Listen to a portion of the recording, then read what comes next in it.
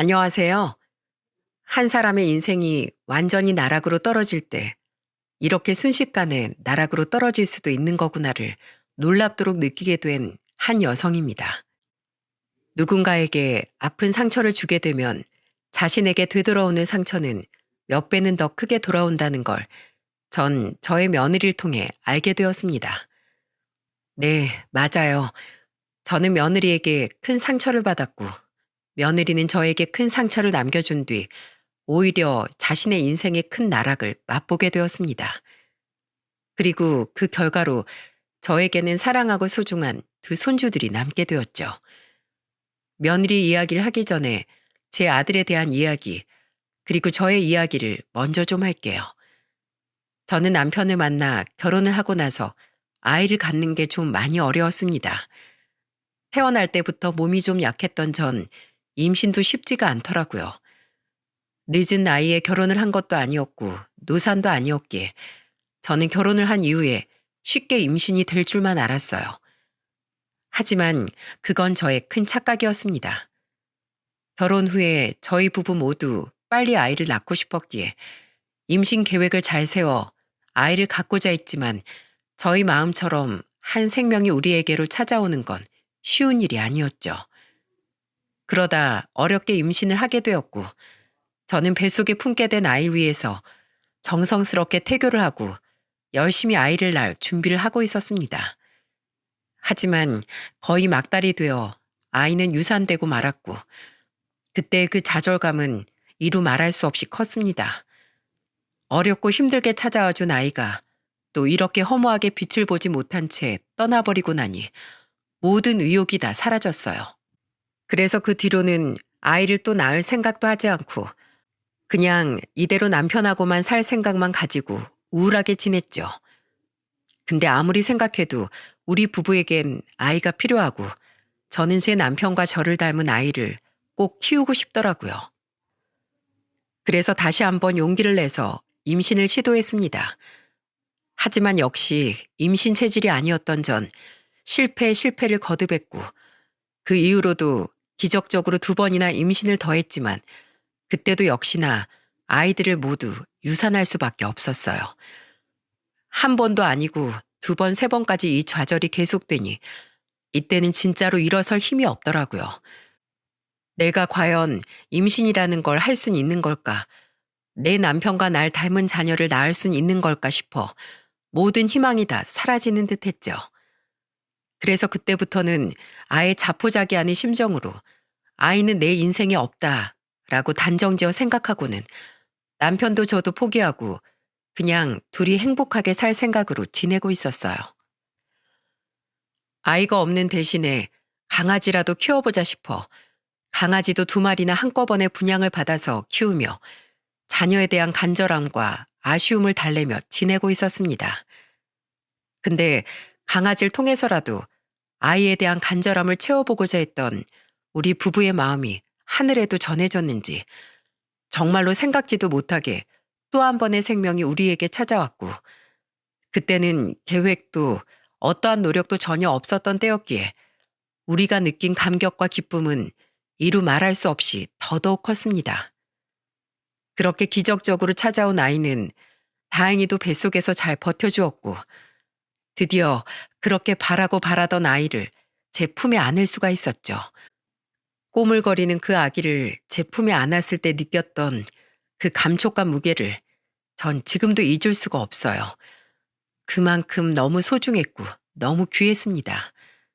그리고 저희 남편도 너무나 기뻐했죠. 여보, 진짜 고생 많았어. 정말 고생 많았다, 우리 마누라. 너무 예쁘다. 우리 아들 너무 예뻐. 눈, 코, 입이 다 우리 마누라 닮았네. 다행이야. 우리 마누라 닮아서 눈도 예쁘고 코도 예쁘고 입도 예쁘잖아. 고마워, 여보. 나한테 이렇게 좋은 선물을 안겨줘서 고마워. 남편은 저와 아이를 보자마자 너무나 감격해 눈물까지 흘렸고 연신 저한테 고맙다며 저를 꼭 안아주었어요.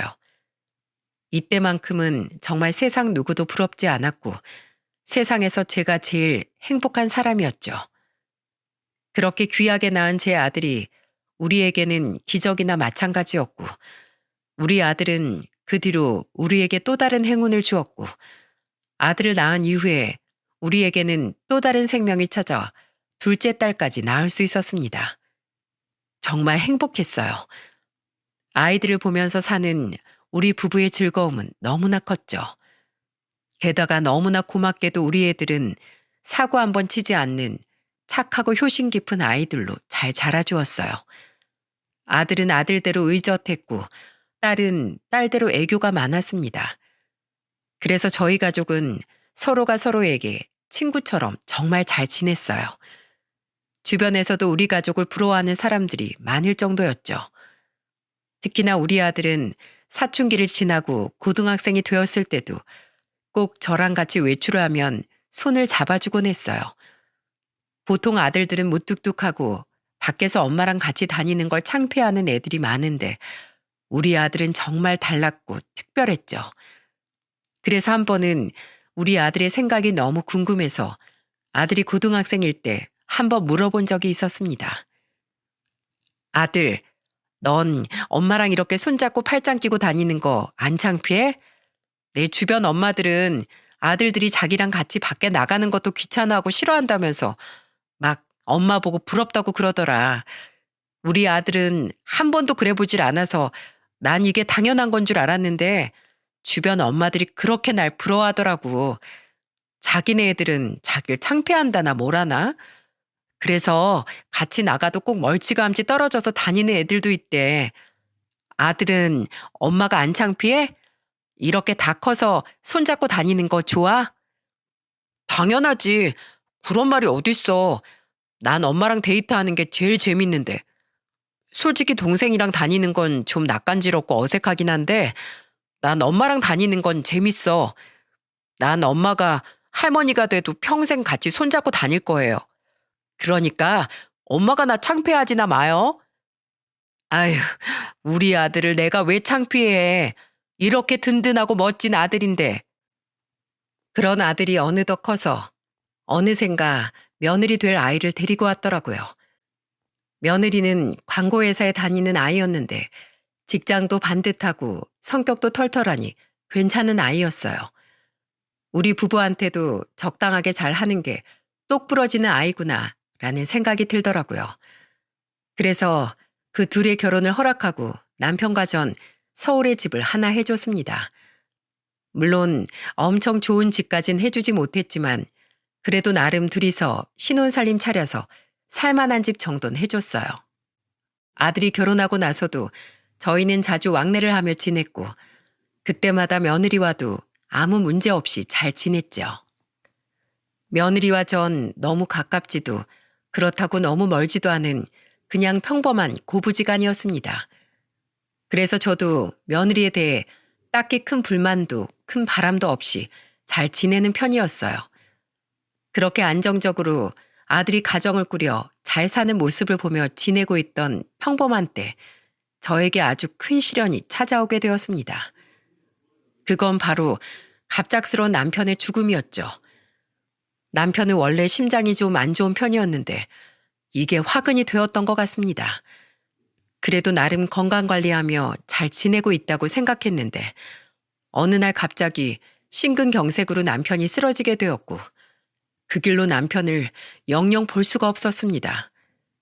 원래부터 남편 쪽엔 가족력이 좀 있었는데 남편은 그걸 잘 지나가는 듯 하다가 갑작스럽게 맞이를 하게 되었어요. 원래 심근경색이라는 게 소리 없이 찾아오는 무서운 병이라곤 하지만 저는 이렇게 갑작스럽게 남편을 보내게 될 줄은 꿈에도 생각을 못했어요. 그때 남편 나이가 57세였는데 아직 죽기엔 너무나 이르고 아까운 나이였기에 남편을 잃은 슬픔은 저에게는 더더욱 컸습니다. 게다가 평생 저에게 다정하고 저만 바라보며 살았던 사람이었기에 그 소중한 인연을 떠나보냈다는 슬픔이 너무나 커 남편을 보내는 장례식장에서 정말 실신을 할 정도로 많이 울었어요. 우리 딸도 옆에서 같이 우느라 우리 둘은 거의 무슨 정신으로 그 장례를 치렀는지 모르겠어요. 근데 그때 중심을 딱 잡고 침착하게 모든 장례를 마친 것이 바로 우리 아들이었습니다. 아들은 모든 장례 절차를 보내면서 눈물 한 방울 흘리지 않았어요. 그리고 담담하게 모든 상황들을 정리하고 우느라 지친 저와 제 딸을 돌보며 끝까지 장남 노릇을 했죠. 얼마나 덤덤하게 장례를 치르는지 저희 딸이 아들한테 이런 말까지 하더라고요.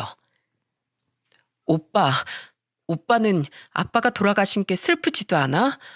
어떻게 그렇게 미련 하나 없는 사람처럼 눈물 한 방울 안 흘릴 수가 있어? 난 이렇게 슬픈데 벌써부터 우리 아빠가 너무 보고 싶은데 오빠 진짜 매정한 거야? 아니면 냉정한 거야? 나라도 정신 차려야지. 나까지 아빠 돌아가신 거 슬퍼만 하면 아빠는 어떻게 보내드려? 넌 마음껏 슬퍼해. 누군간 울고 또 누군간 아빠를 잘 보내줘야 아빠도 기분 좋게 마지막 가시지. 넌 지금 네 역할을 하고 있는 거고 난 내 역할을 하고 있는 것뿐이야. 오빠. 생각지도 못했던 아들의 대답에 딸은 더더욱 눈물을 흘렸습니다. 그리고 아들이 그렇게 의젓하게 행동하는 걸 보면서 저는 남편을 잃은 슬픈 마음만큼이나 아들이 안쓰럽고 애틋하게 느껴졌어요. 그래서 그때부터는 저도 눈물을 그치고 남편을 잘 보내주기 위해 노력했습니다. 살아생전에 남편은 제가 웃는 모습을 제일 좋아해 주었기에 애써서 웃어보려고 노력을 했죠. 그렇게 남편의 발인이 끝나고 남편을 납골당에 안치를 할 때까지도 저는 끝까지 웃어 보이려 노력을 했어요. 뒤에서 사람들이 수군거려도 상관없었습니다. 마지막까지 남편이 제 웃는 얼굴을 기억할 수 있게 끝까지 웃었죠. 제 딸은 장례가 끝날 때까지 울었고 마음껏 아빠의 죽음을 슬퍼했습니다. 그리고 그건 그거대로 필요한 일이었고 우리 딸이 위로를 받는 길이었어요. 하지만 우리 아들은 남편이 안치될 때까지도 눈물을 흘리지 않았죠. 슬픈 기색 하나 없어 보였습니다. 제 속이 아닐 텐데도 말입니다. 부모이기 때문에 어떤 마음으로 저희 큰아들이 슬픔을 참고 있는지가 눈에 보였기 때문에 저는 마음이 더더욱 미어지는 듯 했죠. 그래서 전 어떻게 하면 이 아들을 위로해 줄 수 있을까 고민하며 기회를 보던 중에 마침 그 기회를 얻을 수가 있었습니다. 장례가 끝나고 남편의 마지막 남은 유품들을 정리하기 위해 애들이랑 집에 있는데 그때 딸이랑 며느리는 밖에서 먹을 걸 좀 사오겠다며 외출을 했어요. 그리고 집안엔 저와 아들만 남아 딱 둘이 있을 기회가 생기게 되었죠. 그때 제가 얼른 아들에게 가서 말했어요. 아들, 아빠 보고 싶지 않니? 우리 아들 지금 누구보다도 마음 힘든 거 엄마 잘 아는데 엄마 이제 아빠 잘 보내주고 마음도 정리됐으니까 이제 우리 아들이 엄마한테 기대 볼까? 우리 아들 아빠 장래 내내 실컷 슬퍼하지도 못했잖아. 내가 너네 아빠를 잘 아는데 분명 네가 이렇게 마음껏 슬퍼하지도 못하는 모습 보면 마음 아파할 거야. 그러니까 이리 와라 아들. 엄마한테 와.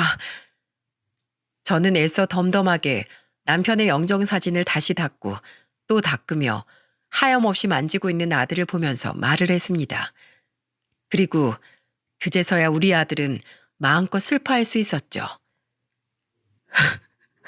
엄마, 나 아빠가 너무 보고 싶어. 아빠가 너무 그리워. 왜 그렇게 갑자기 떠나신 거래? 왜? 너무 보고 싶다 진짜. 나 아직 아빠한테 효도도 다 못했는데 아빠가 좋아하는 낚싯대도 사다 놓고는 바쁘다면서 주지도 못했어. 나 같은 불효자가 어딨어. 엄마, 나 아빠가 너무 보고 싶어. 이제 어떻게 살아? 아빠 보고 싶어서 어떻게 사냐고. 아들은 정말 어떻게 참고 있었던 건지 그 자리에서 수도꼭지를 튼 것 마냥 눈물을 펑펑 흘려가면서 소리를 질렀습니다. 그 마음에 얼마나 한이 맺혔으면 흐느끼는 정도가 아니라 거의 오열을 하며 울더라고요. 그 속이 얼마나 문드러졌을까 싶은 마음에 저 역시도 아들을 품에 안고는 한참을 울었습니다. 그제서야 아들은 제 품속에서 어린 아이 마냥 소리내서 울었고 아들이 고개를 받고 운 제 어깨는 아들의 눈물로 가득 찰 수밖에 없었죠. 이만큼 우리 큰아들은 속이 깊은 녀석이었습니다. 그리고 책임감이 강한 아이였어요.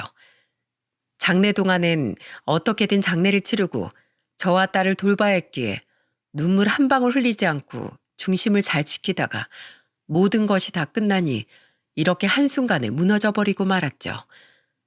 하지만 우리 아들은 그만큼 또 강하기도 했기에 그날 그렇게 제 품에 안겨 5살 먹은 아이처럼 펑펑 운 이후론 다시 의젓한 제 첫째로 저의 아들로 돌아왔습니다.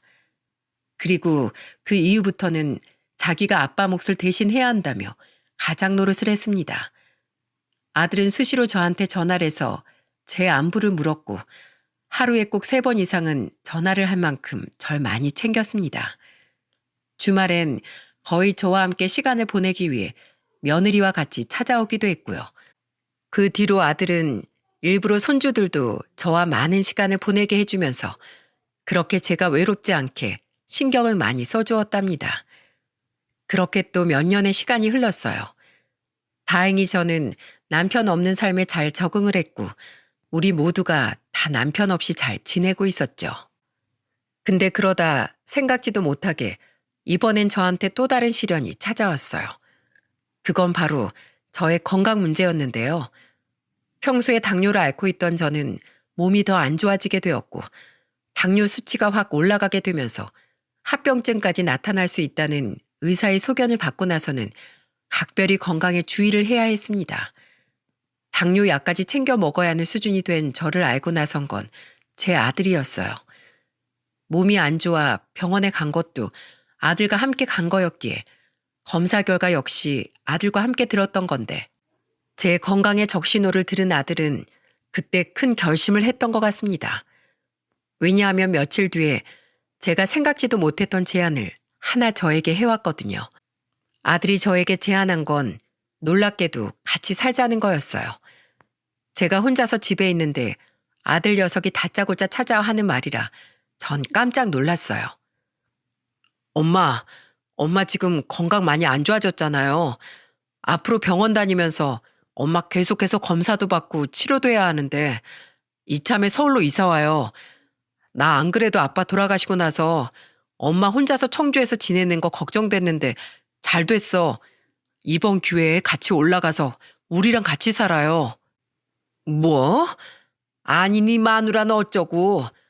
와이프하고도 얘기된 거야? 예, 시어머니랑 같이 살고 싶어하는 며느리 몇 없어. 그게 얼마나 힘든 일인데 서로한테 다 힘든 이야기야. 근데 나 아픈 시어머니 반기는 며느린 더 없다. 엄마 그냥 여기에서 혼자 살게. 혼자 지내도 충분해. 그리고 서울 갈 때마다 네 동생도 나오는데 뭘. 그렇다고 걔가 지금 엄마랑 같이 사는 것도 아니잖아요. 자기 일하느라 바쁜 앤데. 그러니까 엄만 나랑 같이 살아요. 와이프한테도 다 이야기했어. 그 사람도 그렇게 하자고 얘기 다 마쳤으니까 엄마는 그냥 몸만 오면 돼요. 이 집도 그냥 다 팔고 집으로 가요. 나랑 같이 지내요. 저는 아들의 말에 깊이 고민이 되었습니다. 그래서 생각을 해보겠다고 하고서 며칠을 고민을 하며 지냈죠. 한참 고민을 하고 있는데 이번엔 며느리한테 전화가 왔더라고요. 그리고 며느리의 말에 저는 결정을 내릴 수 있었습니다. 어머님, 아범한테 얘기 다 들었어요. 왜 고민하세요? 저 불편할 거 하나도 없어요. 아범이 어머님 걱정을 많이 해요. 어머님 건강 챙겨드려야 하는데 저희 집으로 들어오는 거 망설이셔서 어떻게 해야 할지 모르겠다고요. 아범이 아버님 그렇게 돌아가시고 나서 얼마나 슬퍼했는지 어머님도 아시잖아요. 이번엔 아무것도 못한 채로 어머님 돌아가시게 할 수 없다면서 아주 결심 크게 했어요. 그러니까 꼭 오세요, 어머님. 방 꾸며놓고 제가 기다릴게요. 저는 며느리의 이 전화를 통해서 고맙게도 며느리도 날 많이 생각해 주는구나 싶어 이 기회에 그 집으로 들어가서 우리 손주들이랑 시간도 많이 보내고 또 아들 부부 둘 다 밖에서 일하는데 아침이라도 내가 잘 차려주자 싶은 마음에 그 집으로 들어가게 됐습니다. 당연히 제가 살고 있던 집은 처분을 했어요. 묵혀둔다고 해서 더 값이 오를 집도 아니었기에 바로 팔아버리고는 아들 집으로 들어갔죠. 그리고 제가 가지고 있던 돈은 아들네 부부에게 미안하기도 하고 또 조금이라도 제가 보탬이 되고 싶은 마음에 집값으로 받은 3억을 아들네 부부에게 주기로 했습니다. 그리고 그 3억을 보태 제 방까지 따로 쓸 수 있는 집을 구해 이사를 갔죠. 근데 집을 구하는데 보태서 제 돈을 썼을지언정 저는 3억이란 큰 돈을 아들네에게 그냥 주진 않았습니다. 물론 저희 아들을 못 믿어서 그런 건 아니지만 사실 사람 일은 앞으로 모르는 거고 또 제가 느끼기에 평소 며느리는 보통 내기가 아니었기에 술을 쓴다 생각할지라도 꼭 효도 계약서는 받아놔야겠더라고요. 그래서 저는 효도 계약서를 쓰는 조건 하에 애들에게 돈을 주었죠. 여기에서 효도 계약서가 뭔지 궁금하신 분들이 있으실 텐데요. 제 사연을 듣는 분들 중에서도 자녀가 있고 또 그 자녀들에게 살아생전 큰돈을 주거나 재산을 물려줘야 할 일이 생기면 꼭 이 효도 계약서를 써놓으시라고 말씀드리고 싶어요. 이 효도 계약서란 실제 법에서 다루고 있는 계약서인데요. 저도 이 사연에서 정확하게 알려드리고 싶어서 제 딸에게 물어 정확한 뜻을 알아보니 효도 계약서란 민법 제561조의 부담부 증여를 의미한다고 해요. 쉽게 말해 부모가 자녀에게 재산을 증여하는 조건으로 자녀는 그 부모에게 효도를 할 것을 요구하는 계약서죠. 만약에 이 계약서를 썼음에도 불구하고 자녀가 그 효도를 다하지 않을 땐 부모가 증여 계약을 해제해서 다시 재산을 돌려받을 수 있도록 하는 거예요.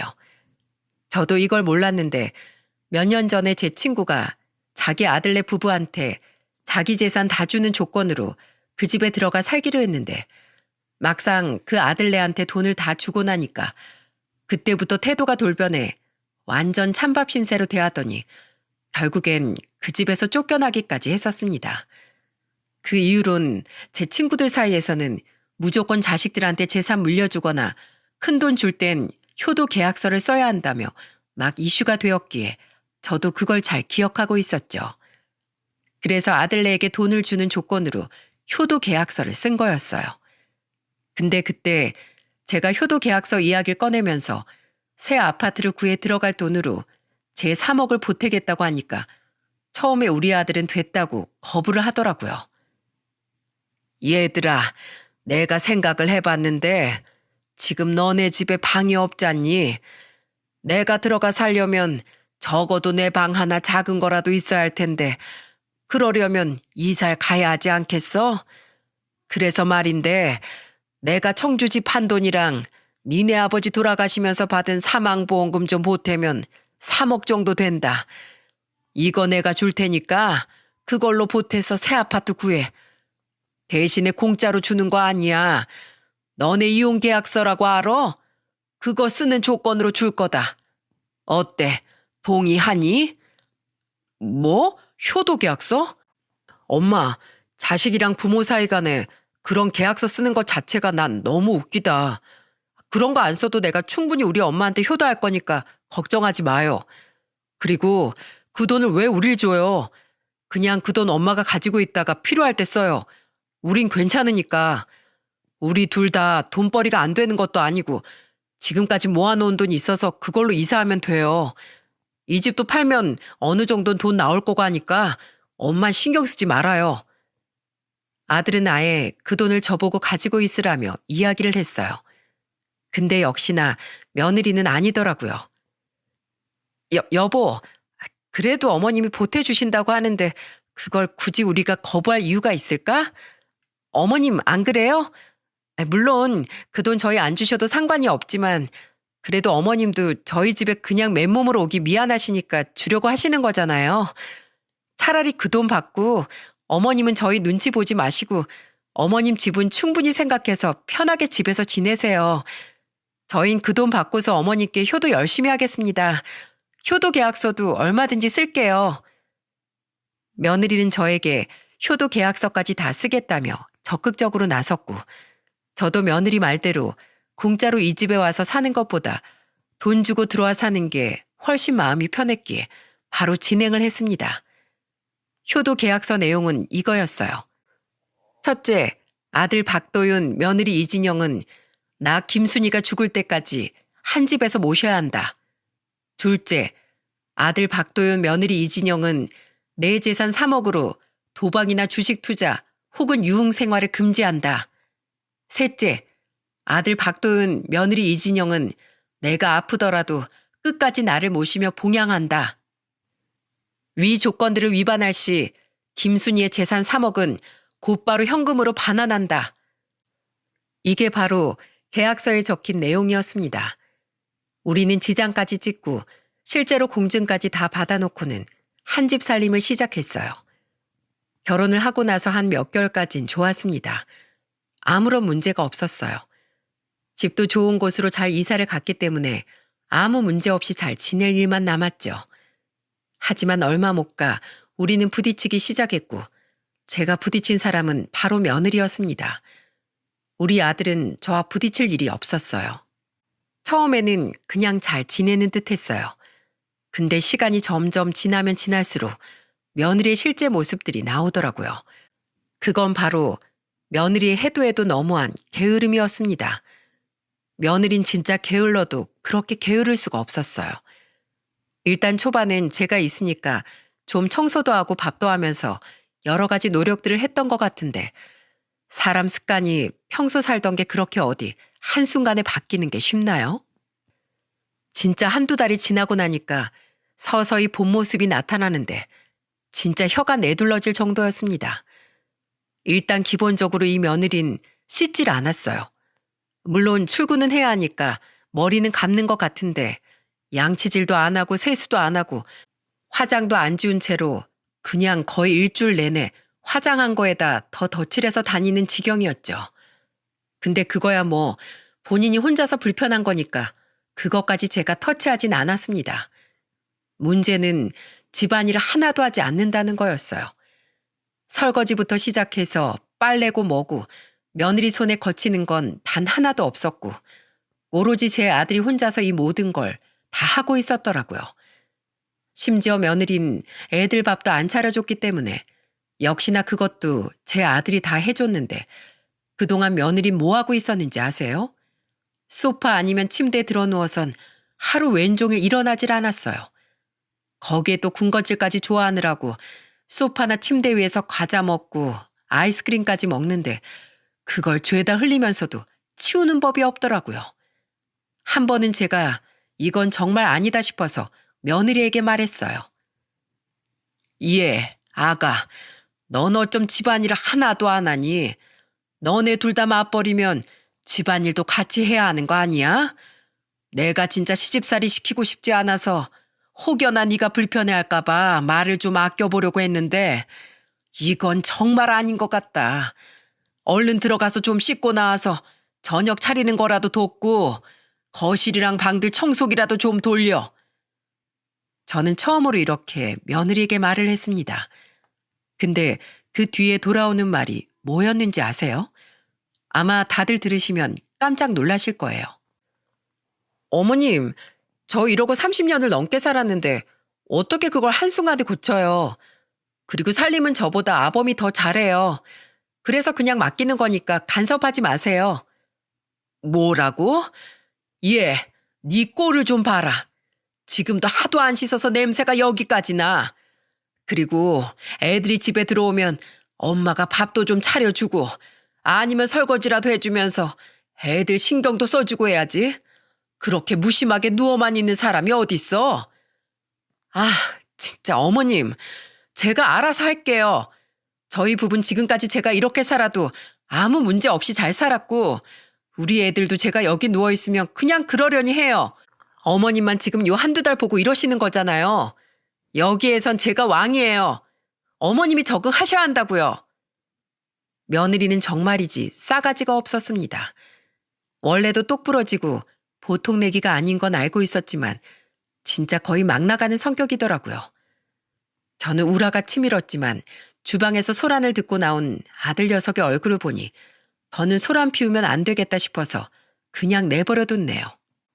근데 그래도 며느리는 진짜 그 뒤로도 가면 갈수록 제가 모르는 모습들이 많았죠.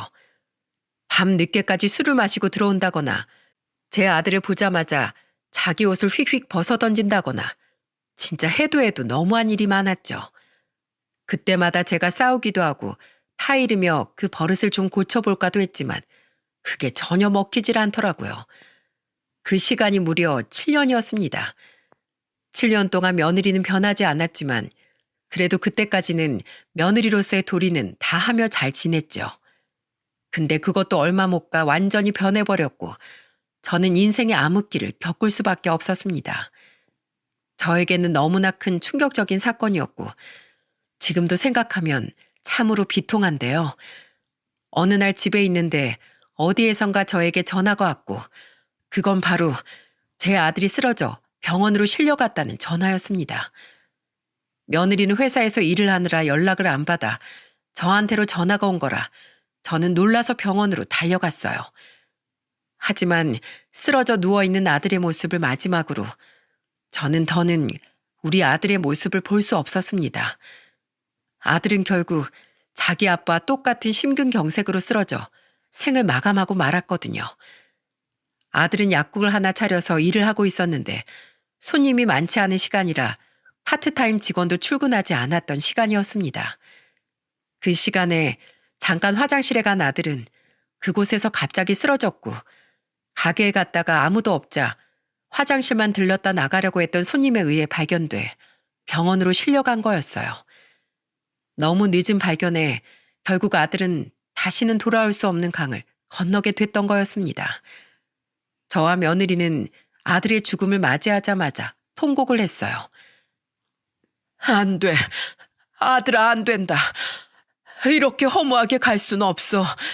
네가 어떤 아들인데. 나한테 네가 어떤 아들인데. 저는 정말 너무나 슬퍼 거의 울부짖는 소리가 나왔고 옆에서 며느리도 충격을 많이 받았는지 거의 실신할 정도로 울더라고요.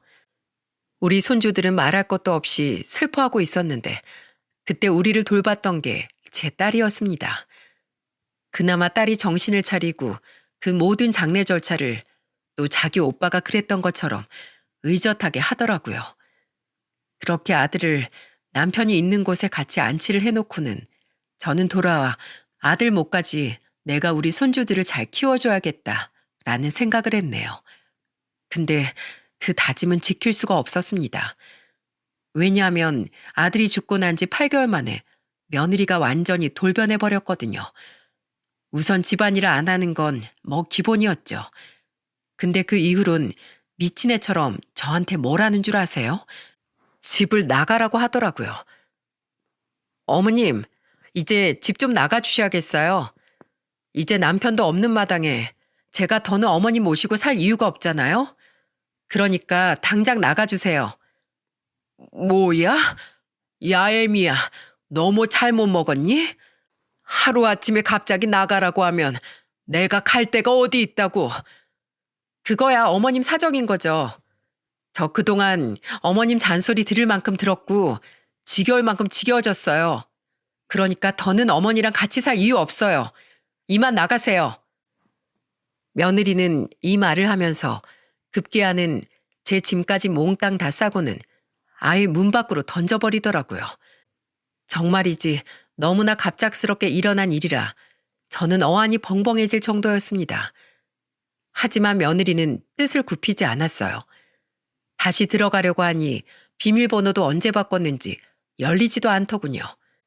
결국 그렇게 쫓겨나 버린 전 너무나 서러워 일단은 딸네 집으로 갔고 다음날 남편과 아들이 있는 곳으로 가서 정말 펑펑 울었어요. 어찌나 내 아들이 보고 싶은지 한 번만 안아봤으면 소원이 없겠더라고요. 아들아, 보고 싶다. 네가 없으니까 내가 이렇게 찬밥 신세가 되어버리네. 다시 돌아와 주라 아들아. 나한테로 다시 돌아와 줘. 며느리가 어쩜 이렇게 매정해 줄 수가 있는 거냐. 어? 어쩌면 나한테 그럴 수가 있어. 저는 슬픈 마음에 한참을 그 앞에 앉아 울고 있었습니다. 근데 그러다 갑자기 번뜩하고 스치는 게 하나 있었어요. 네, 바로 여러분이 생각하시는 그거 맞아요. 효도 계약서였죠. 그간 7년을 같이 살면서 그 효도 계약서를 꺼낼 일이 없었기에 저는 까마득히 잊고 있었어요. 근데 그게 그 순간 정말 머릿속을 확 스치듯 생각이 나더라고요. 저는 어떻게 하면 며느리에게 복수를 할 수 있을까 한참 고민하던 중이었는데 딱 이거다 싶어서 일단 그 계약서부터 찾았습니다. 나중에 며느리네 집으로 다시 찾아가 제 짐을 완전히 다 빼앗았는데 그때 제 통장 뭉치를 같이 꺼내와 가지고 있었는데 그 계약서가 여기에 딱 있는 게 아니겠어요? 정말 천만다행이다 생각을 하며 바로 이걸 가지고 변호사 사무실로 가지고 갔죠. 변호사는 제 계약서를 보더니 좀 어려울 수는 있지만 승산이 있다면서 한번 해보자고 하더라고요. 그래서 바로 그때부터 소송에 들어갔습니다. 아들이 묻힌 고향 선산에 가서 아들이 너무 보고 싶어서 통곡을 했어요. 그 당시 정말 얼마나 울었는지 모릅니다. 그러다 그때 생각난 것이 있었습니다. 당시 제가 잊고 있었던 효도 계약서가 생각이 났어요. 아들 집으로 들어갈 때 썼던 것이 생각이 났어요. 변호사를 찾아갔더니 쉽지는 않을 거라고 했지만 그래도 공증을 받아놓은 계약서니 해보자고 하기에 바로 소송에 들어갔죠. 그리고 소송에 들어가면서 며느리에게 가서 먼저 제 돈을 내놓으라고 이야기를 했습니다. 하지만 역시나 며느리는 뻔뻔하게 나오더라고요. 아니, 어머니, 지금 그게 몇 년 전 건데 이제 와서 꺼내가지고는 소송을 걸겠다고 하시는 거예요? 그리고 손주들 생각도 하셔야죠. 저한테서 그 돈 다 빼가시면 얘네들은 어떻게 되라고요?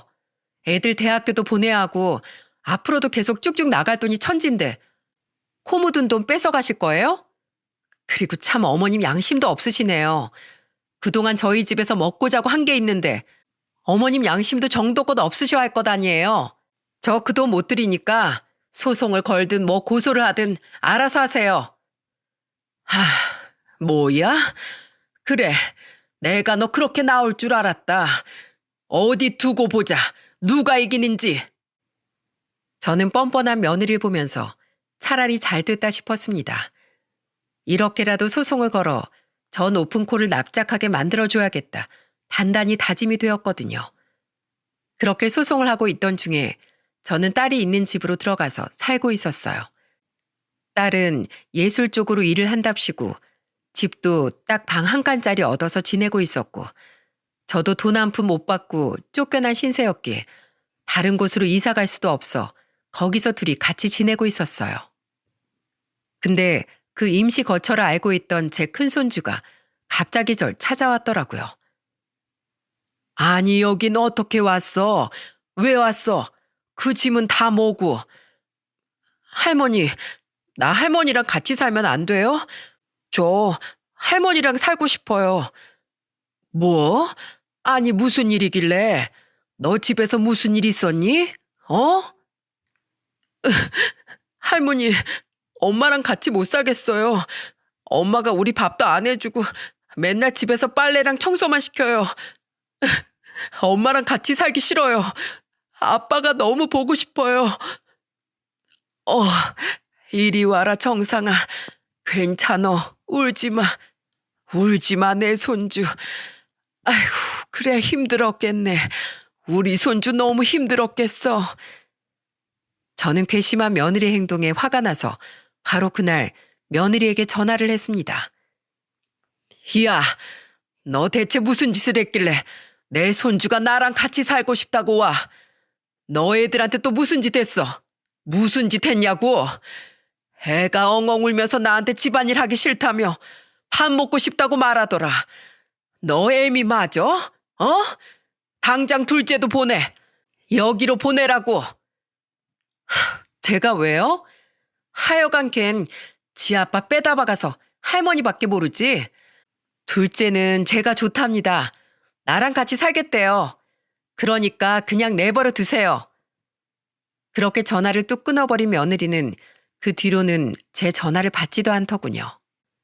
그리고 실제로 첫째 손주한테 물어보니 둘째는 같이 가자고 해도 그래도 지 엄마랑 같이 살겠다고 했다고 하길래 억지로 데리고 올 수도 없어 그냥 둘 수밖에 없었어요. 그 뒤로 첫째 손주는 저와 같이 지냈고 효도 계약서 소송은 계속해서 이어져 갔습니다. 그리고 결국에 시간은 좀 걸렸지만 끝내 2억을 배상하라는 결과가 나왔어요. 판결을 다 받은 며느리는 그때도 태도가 아주 엉망이었습니다. 재판을 다 끝내고 나오는데 이러더군요. 아휴, 재수없어. 더러운 집구석. 내가 진짜 더럽고 치사해서 그 돈 준다. 그깟 돈 얼마나 한다고? 에이, 퇴! 급기야 며느리는 제 앞에서 바닥에 침까지 뱉으며 갔고 2억 원은 그대로 돌려주더라고요. 화가 났지만 더 싸움을 일으키고 싶지 않아 무시하고 저도 돌아서 와버렸어요. 며느리는 당시 큰손주도 보고는 야, 넌 나 버리고 네가 알아서 나갔지? 네 대학 등록금은 네 할머니한테 달라고 해. 이제 너는 내 아들 아니니까. 하고 가버리더라고요. 그렇게 가버린 며느리를 우리도 다 무시를 해버렸습니다. 근데 그 매정하고 나쁜 며느리는 역시 하늘이 보복을 하는 듯 하더라고요. 그 뒤로 3년 뒤에 며느리에게 큰일이 하나 터지게 되었습니다. 당시 제가 쫓겨난 이유를 나중에 큰손주가 말해줘서 알았는데 그때 당시에 며느리에게는 만나는 남자가 있었다고 하더군요. 그래서 그 남자랑 같이 지내고 싶어서 절 쫓아낸 거였고 그 뒤로 그 남자랑 놀아나느라 애들한테 집안일이고 뭐고 다 시켰던 거였어요. 그걸 제가 너무 충격받을까봐 제 손주가 나중에 말을 해주더라고요.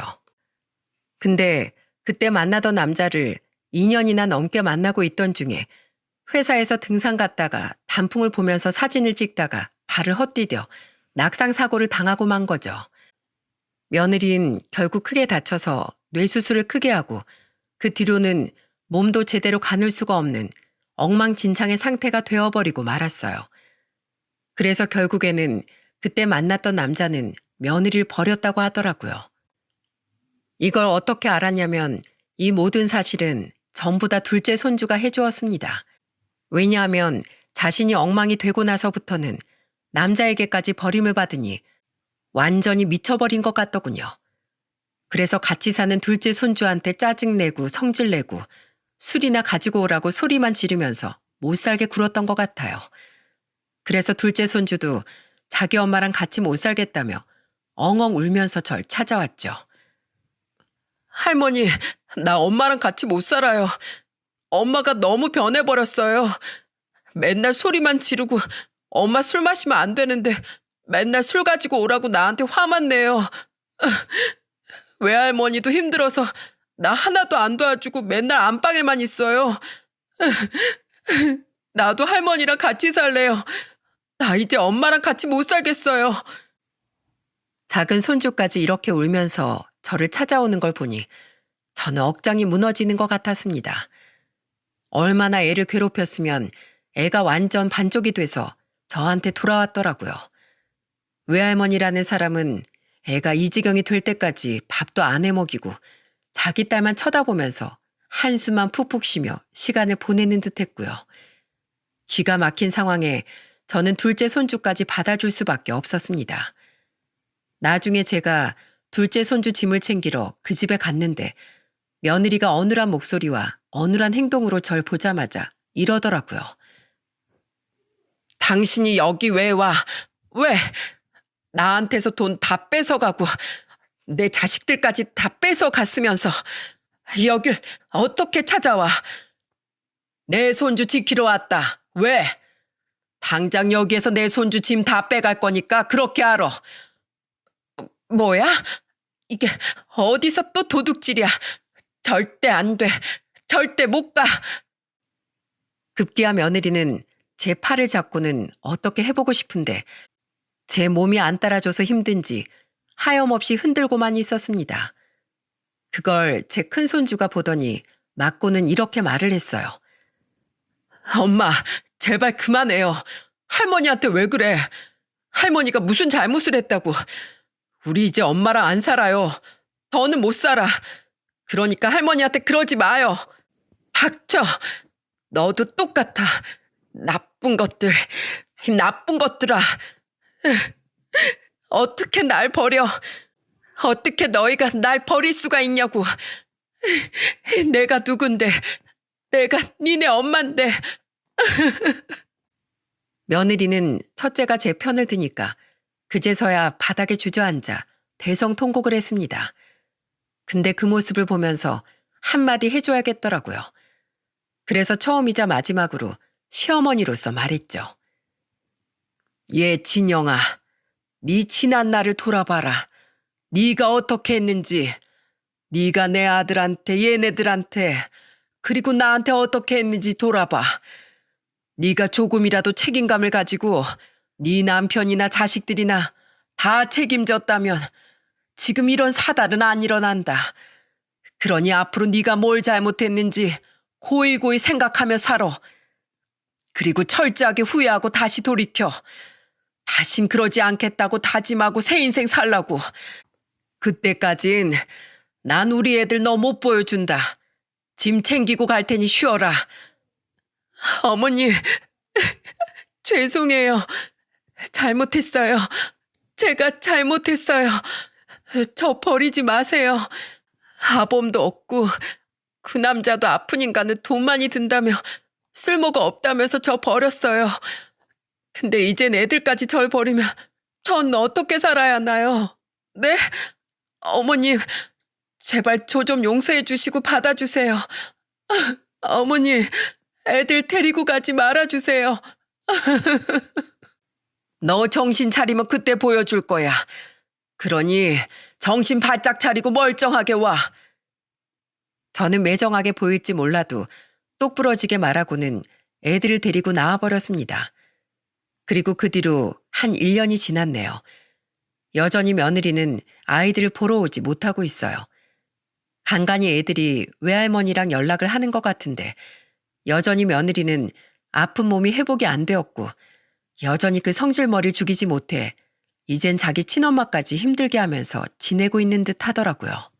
그래서 저도 애들을 보여줄 생각을 하지 않고 있습니다. 이번에도 또 애들이 가버리면 얼마나 고생할지 눈에 훤히 보이기 때문이죠.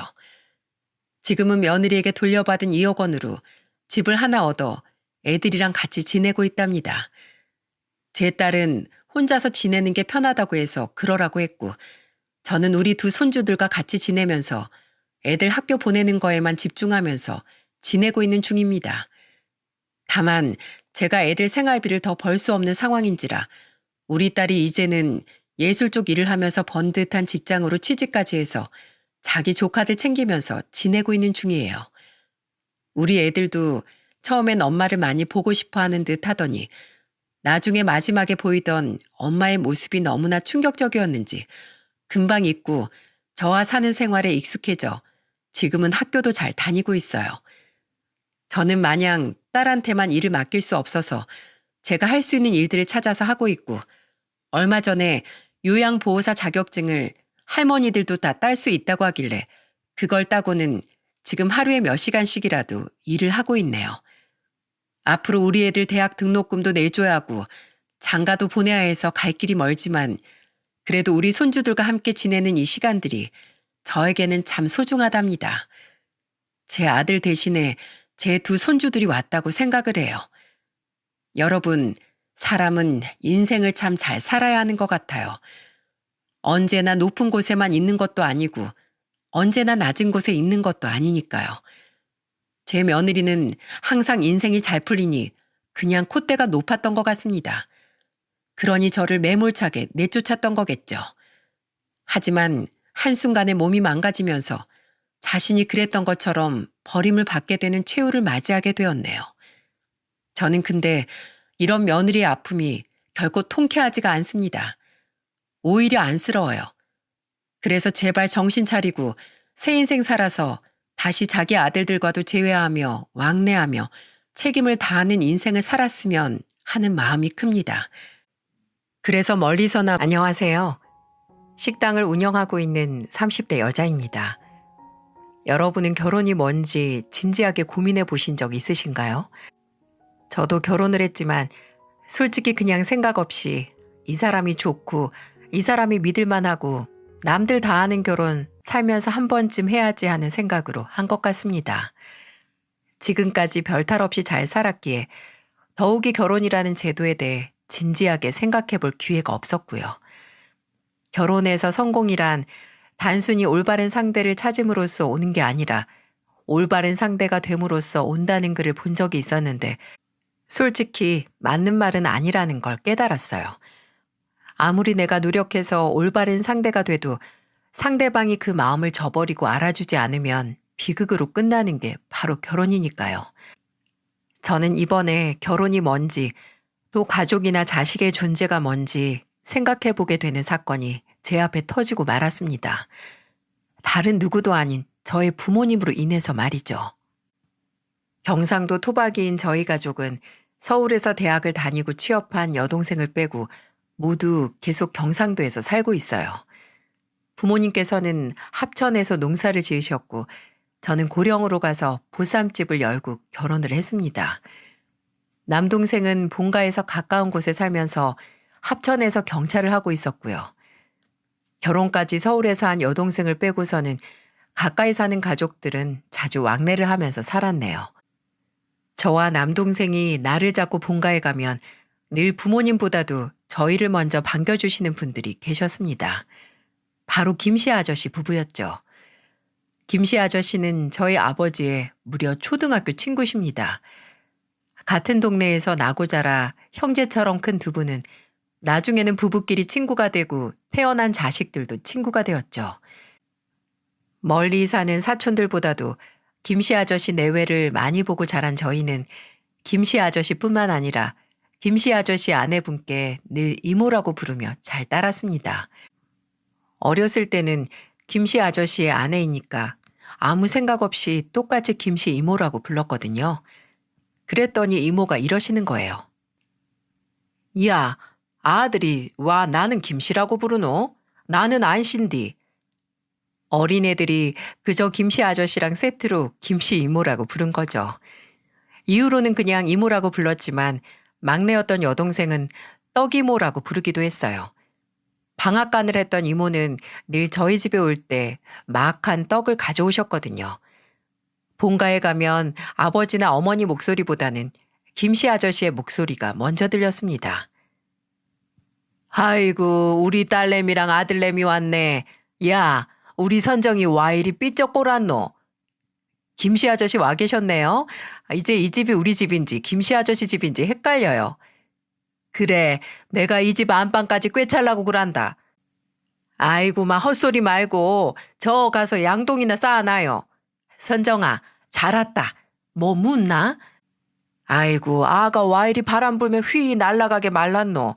가서 너희 어머니랑 같이 국수 먹자. 국수. 너 온다 해서 멸치 육수 내놨다 이가. 선정이 네가 잔치국수 억수로 좋아한다 이가. 이모 전 안 보이세요? 예전부터 아주 누나만 예뻐하시지. 아이고 왜 우리 민호가 안 보이겠노. 키만 이렇게 커갖고 아주 저 논에 나가 있어도 다 보이겠다. 가까이 살면서 심심하면 건너와서 점심 같이 먹고 안 심심해도 뭐 하나 생기면 같이 먹자고 건너와서 저녁 먹는 사이인 저희 부모님과 김씨 아저씨 부부는 어디가 누구 집인지 이제 신경도 안 쓰일 정도로 허물없고 가까운 사이였어요.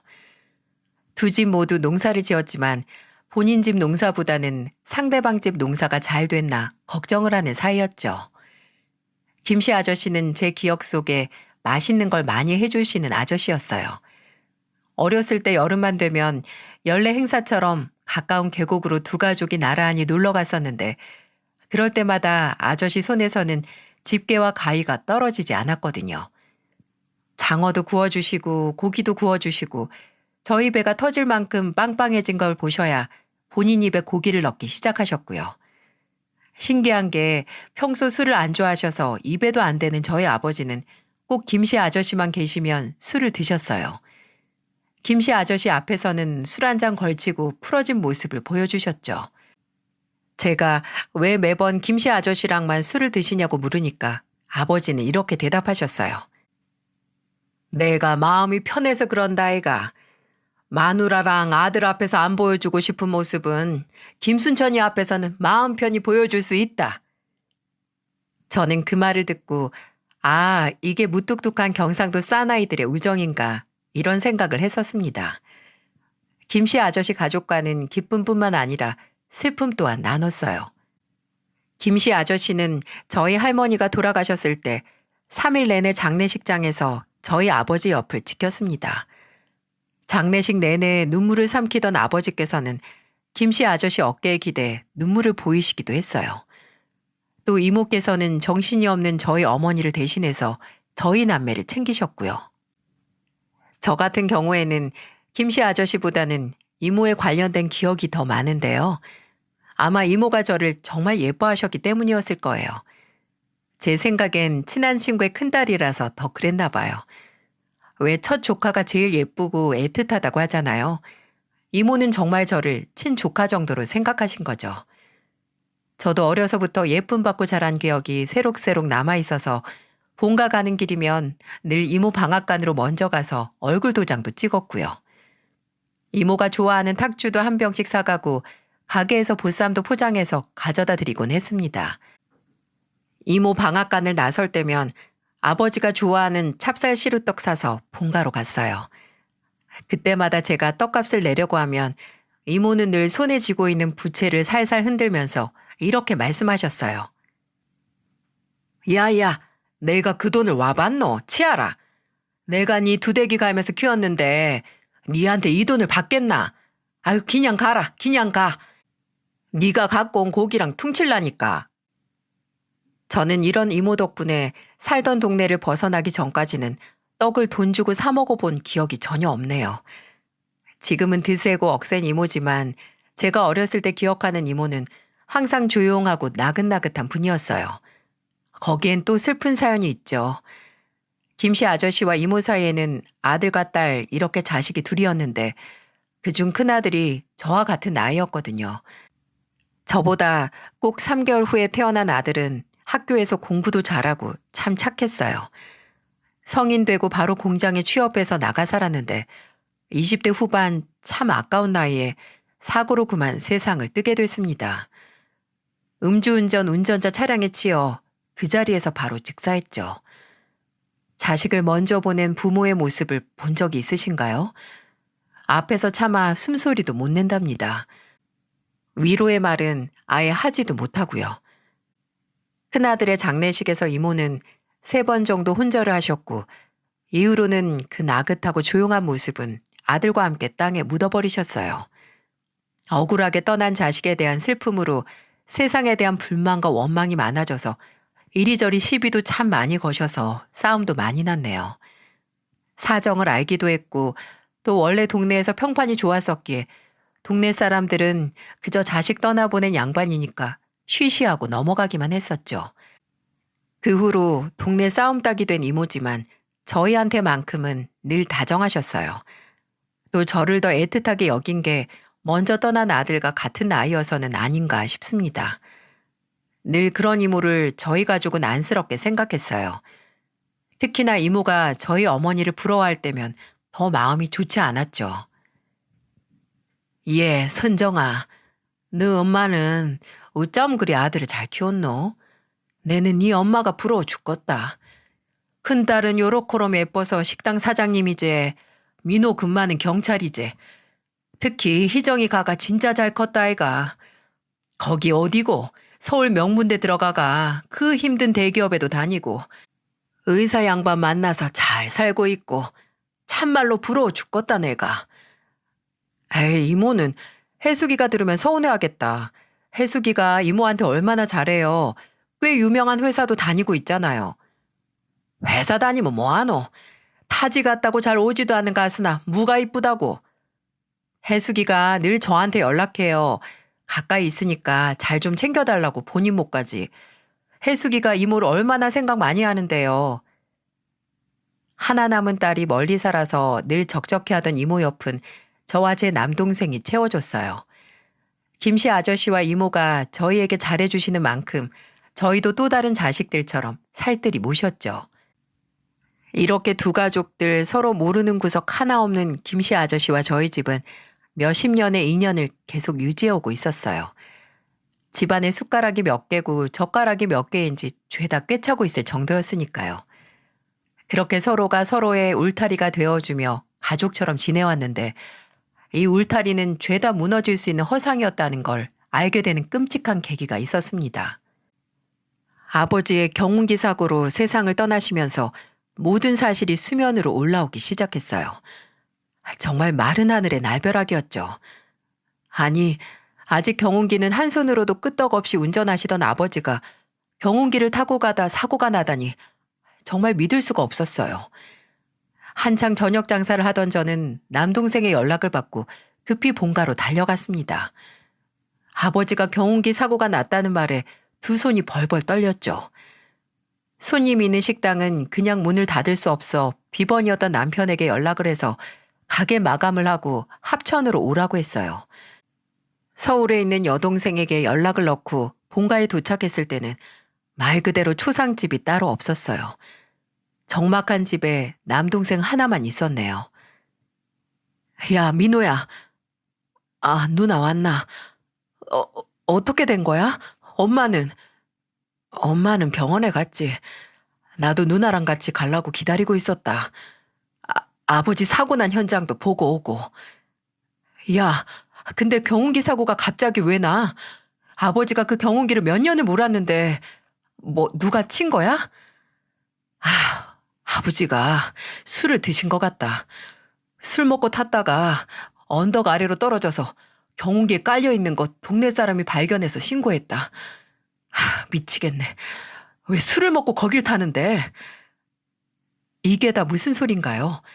술을 잘 드시지도 않은 양반이 왜 갑자기 술을 먹고 심지어 경운기에 올라타 운전할 생각을 한 건지 도무지 이해가 가지 않더라고요. 술을 드시고 탔다고? 아니, 누구랑 어떻게 드신 건데? 김씨 아저씨 아니야? 아버지는 김씨 아저씨하고만 술 드시잖아. 안 그래도 물어보려고. 김씨 아저씨 지금 엄마랑 같이 병원 갔다. 이모도 같이 갔고. 가서 물어봐야지. 평소에 술도 안 마시는 양반이 아니 왜 술을 먹고 핸들에 손을 댔냐고. 저와 남동생은 함께 병원으로 향했습니다.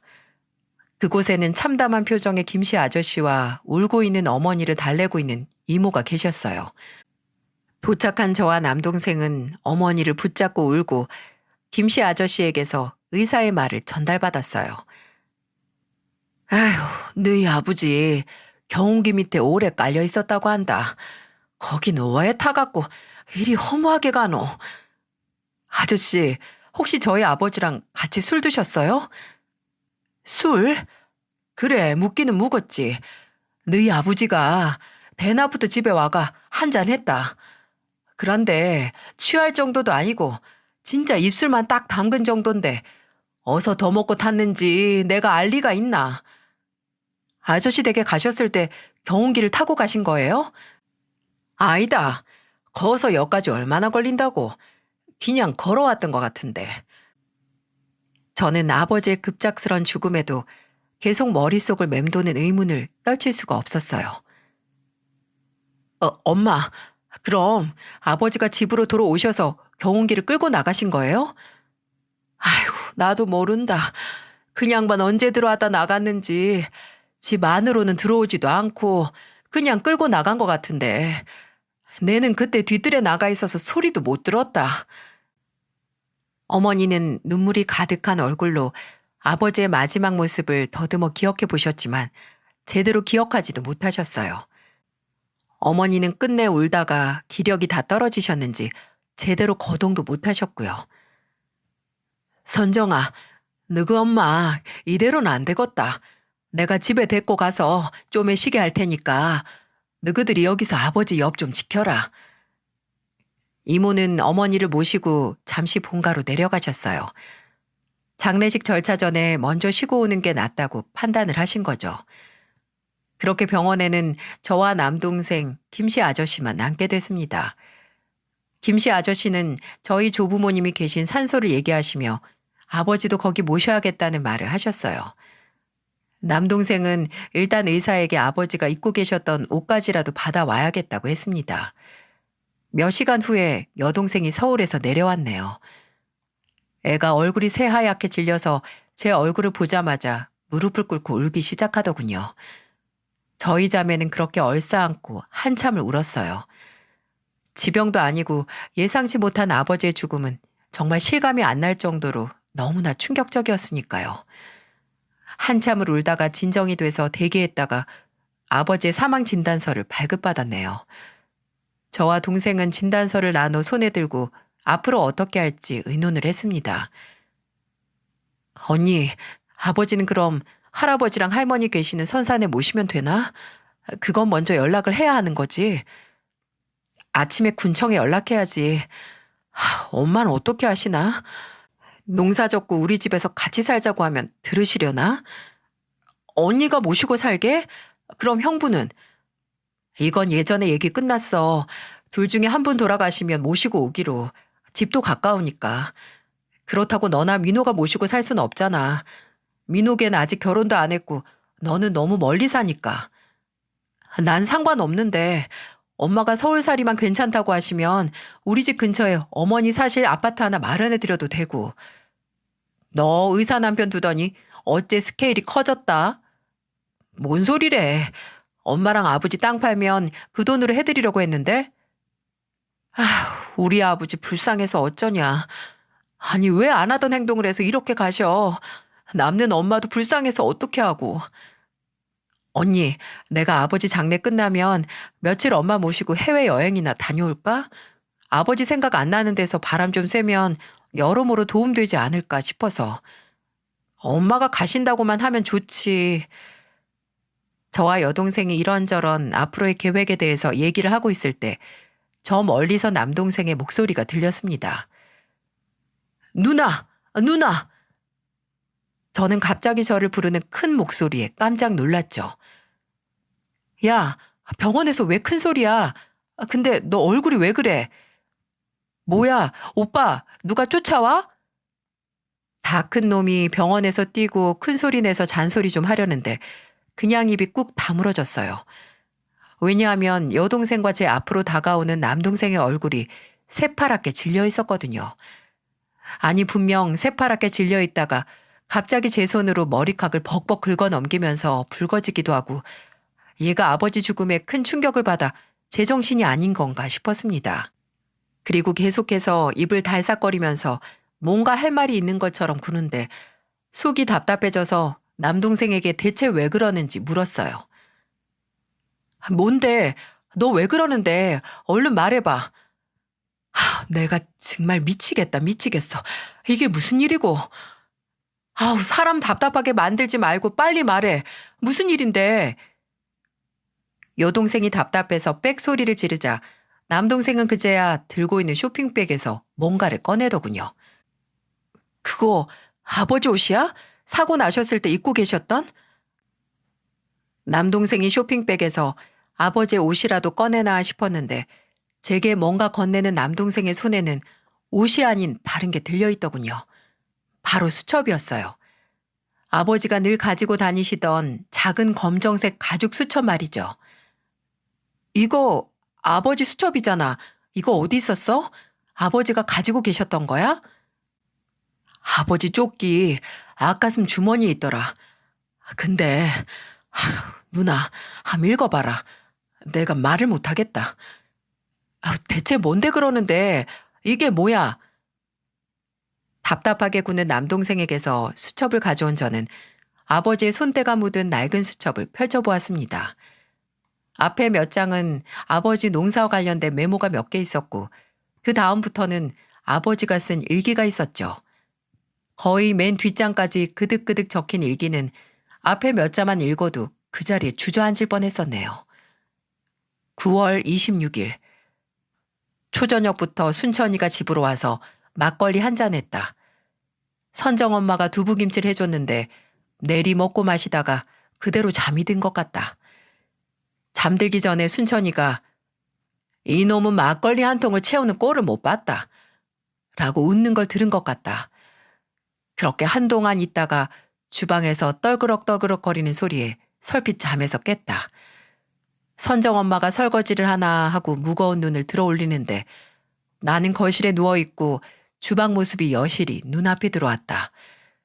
술이 들어가서 그런 건지 눈이 뜨끔한 것 같고 어질어질했다. 근데 술 때문이 아니었다. 취해 누워있던 내 눈앞에 있는 주방의 광경 때문이었다. 설거지를 하고 있는 건 선정 엄마가 아니었다. 내 친구 순천이었다. 그리고 그런 순천이 뒤에 딱 붙어있는 저 사람, 내 아이들의 엄마였다. 선정 엄마가 설거지하는 순천이 뒤에 앞판을 딱 붙이고 붙어 있었다. 이게 무슨 일인가 했다. 눈앞의 모습을 이해하기 시작하자 간간히 소리도 들렸다. 선정 엄마는 순천이 옆구리를 살살 만지면서 살이 좀 찐 것 같네? 라고 했고 순천이는 이에 당신이 맨날 맛있는 거 해주니까 그렇지 라고 한다. 둘이서 간질간질한 말을 주고받는데 난 도무지 움직일 수가 없었다. 당장 그 자리에서 일어나 이게 뭐 하는 짓이냐고 따져야 했지만 내 몸은 도무지 움직이질 않았다. 혹시 내가 술김에 헛걸 본 거면 어쩌나. 나는 그냥 누운 그 자리에서 그대로 눈을 감아버렸다. 아버지의 첫 번째 일기를 읽은 저는 그대로 굳어 있었습니다. 제 옆에서 함께 읽은 여동생도 미동도 아니 숨소리조차 들리지 않았어요. 지금 제가 읽은 이게 대체 뭐죠? 이건 몇 번은 봐온 아버지의 수첩이고 이 필체도 분명 아버지 건데 저는 그대로 얼굴만 들어서 앞에 있는 남동생을 보며 침을 한번 삼켰습니다. 그리고 이게 뭔데? 아버지가 엄마를 의심했던 거야? 아니 그것보다 이게 진짜야? 아버지가 술 먹고 꿈꾼 게 아니라? 이거 첫 일기가 거의 10년 전이잖아. 누나 더 읽어봐라. 더 있다. 아버지가 이 뒤로. 저는 말을 잇지 못하는 남동생을 뒤로하고 수첩을 넘기기 시작했어요. 며칠 간격으로 써진 일기는 죄다 아버지가 쓴 어머니의 불륜. 네, 어머니의 불륜일지나 다름없었어요. 10월 3일.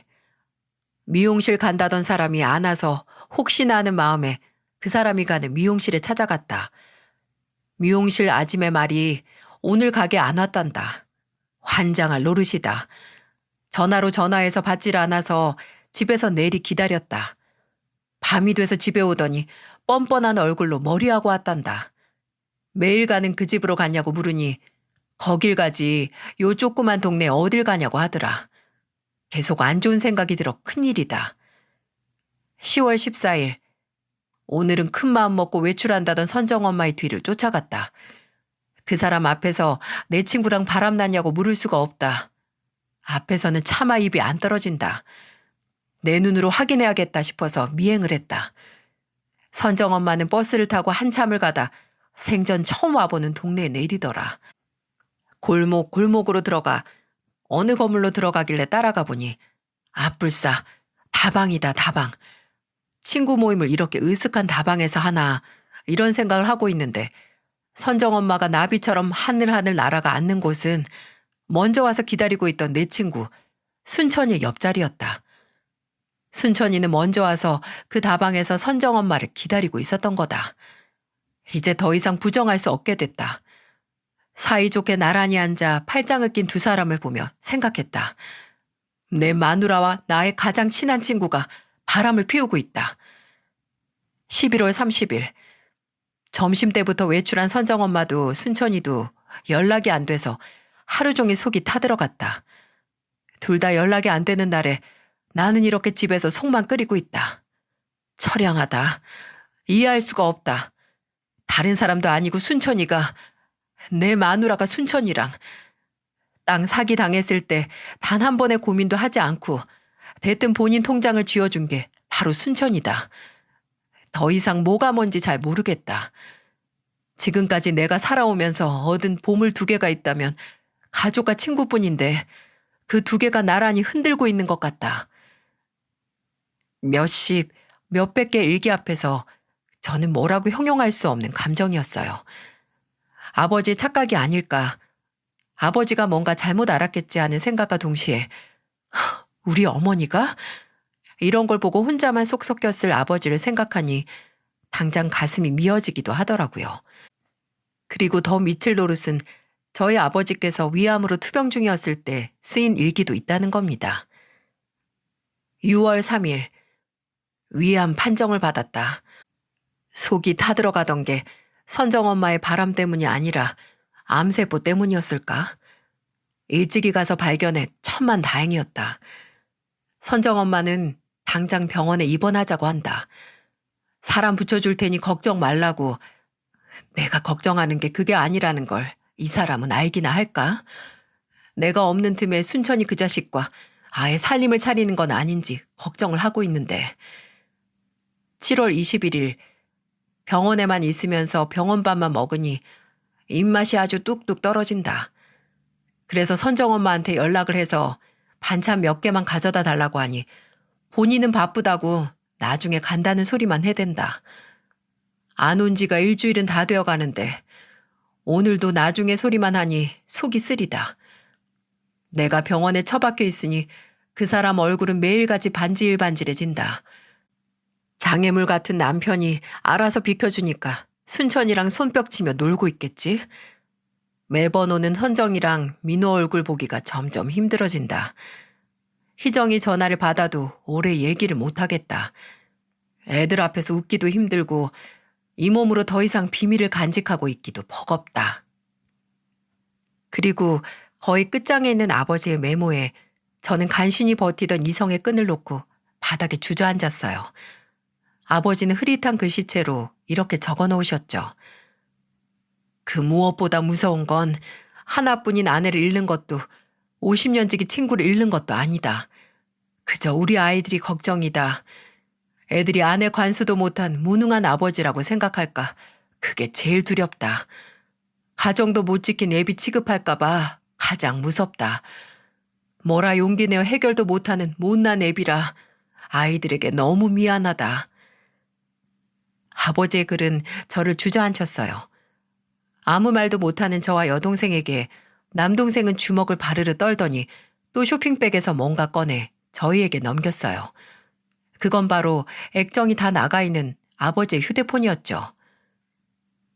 이렇게 다 깨졌어도 켜지기는 켜진다. 나도 처음에는 믿고 싶지도 않았는데 이어 다 있더라. 아버지가 사진도 남겨놓으셨다. 주저앉아 있는 저를 대신해 여동생은 당장 바스라져도 이상할 것 없는 휴대폰을 건네받아 확인을 했습니다. 이윽고 여동생의 입에서는 기가 차다는 듯이 한숨이 새어나왔죠. 저는 이 모든 일을 당사자에게 들어야 한다고 생각을 했습니다. 당장 아버지 장례를 치러야 하는데 이런 억울한 일이 사실인지 여부를 알아야 했고, 사실이라면 어떻게 해서든 아버지가 묻히시기 전에 해명이나 사과를 들어야 한다는 생각밖에 없었어요. 희정아, 제부는 언제 와? 이제 출발한다고 하는데. 그럼 너랑 민호랑 같이 여기 있어봐. 장례 지도사 번호 내가 너한테 보낼게. 나는 엄마한테 가야겠어. 누나, 지금 가서 어쩔 건데? 어쩌긴 뭘 어째. 진짜인지 아닌지 들어야지. 아버지가 저렇게 누워 계시는데 땅에 들어가시기 전에 진실이 뭔지 아셔야 하는 거 아니야? 그럼 나랑 같이 가자. 희정아, 일단 혼자 있어봐라. 네 형부도 조금 있으면 올 거야. 알았어. 근데 언니, 아까 김씨 아저씨랑 같이 있었다고 하지 않았어? 그 아저씨한테도 물어봐야지. 몰라. 아까 전화 받는다고 하더니 아직도 안 와. 혹시 우리 갔을 때 다시 오면 넌 그냥 모른 척 하고 있어. 알았지? 그렇게 저와 남동생은 어머니가 계시는 본가로 향했습니다. 이제 아버지가 세상에 안 계시다는 것만으로도 감당이 안 되는데 어머니가 장장 10년 동안 저희를 속이고 김씨 아저씨와 바람을 폈고 또 그 사실을 혼자 끙끙 앓고 알았다는 아버지 고백까지 감당해야 했었죠. 믿어지시나요? 저와 남동생은 본가로 향하는 길에 차 안에서 한마디도 하지 않았습니다. 동생은 무슨 생각을 했을지 모르는데 저는 기억을 더듬었어요. 혹시 내가 눈치 못 챘을 어떤 낌새가 있었나 하고요. 기억이 나는 건 그저 몇 주 전부터 김씨 아저씨가 본가에 자주 안 오셨다는 것 뿐이었어요. 매번 김씨 아저씨와 이모 나란히 저희 본가에 계셨는데 어느 순간 이모만 놀러 오셨거든요. 이모는 그저 그 양반 뭐가 바쁜지 매일 밭일도 내팽개치고 나돌아다닌다 이렇게만 말씀하셔서 별 생각하지 않았거든요. 설마 일과 관련이 돼 있을까 머리가 깨져라 생각을 했죠. 그렇게 한참 머리통을 쥐어짜는데 어느덧 저기 본가가 보이더라고요. 남동생은 주차를 하고 한동안 핸들을 잡고 놓지 못하더군요. 복잡한 표정으로 차에서 내리지도 않고 있는 모습을 한번 보고 저는 바로 차에서 내렸습니다. 이 말도 안 되는 일을 바로 잡아야 했으니까요. 제가 차에서 내려 마당을 가로질러 현관으로 가니 뒤이어 남동생이 차에서 내려 쫓아오는 소리가 들리더군요. 집은 거실에 등 하나만 켜져 있고 정막만이 감돌았어요. 저는 거침없이 집으로 들어가 어머니를 찾았죠. 근데 그때 주방 쪽에서 물 한 잔을 들고 나오는 어머니를 발견했고 어머니는 갑자기 나타난 저희들을 보고 화들짝 놀라시더군요. 아이고 깜짝이야. 너가 왜 여 있노? 병원에는 누가 있고? 희정이가 있어요. 근데 엄마, 우리가 할 말이 있는데 이모는요? 저희 집으로 건너갔지. 이따 같이 가자고 하고. 남동생은 제 눈치를 보며 기어 들어가는 말투로 말했고 어머니는 저희가 뭘 아는지 까맣게 모르는 얼굴로 이런저런 말을 하더군요. 저는 주머니 속에 든 아버지의 수첩을 한번 잡았다가 바로 어머니께 물었어요. 엄마, 혹시 바람 펴요? 뭐? 이게 무슨 소리고? 바람은 무슨 바람? 엄마, 지금 거짓말할 생각하지 마세요. 우리가 확실한 증거가 있어서 하는 소리예요. 근데 엄마 입으로 직접 들어야 할 것 같아서 그래. 제발 솔직하게 말해줘요. 엄마, 아버지 내버려 두고 다른 남자랑 바람 피웠어요?